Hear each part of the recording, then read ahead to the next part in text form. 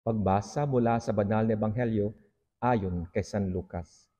Nang panahong iyon, tinipon ni Jesus ang 12 at binigyan sila ng kapangyarihan na magpalayas ng lahat ng demonyo at magpagaling ng karamdaman.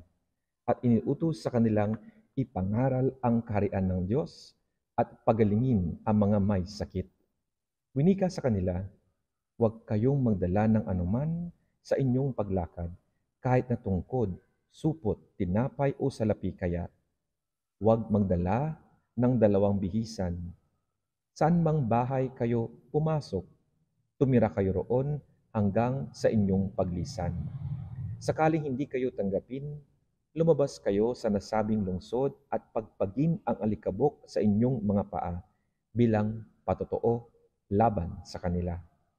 Kaya, pagyaon nila, nilibot ang mga nayon at ipinangaral ang ebanghelyo at pinagaling ang mga may sakit sa lahat ng dako. Ang mabuting balita ng Panginoon.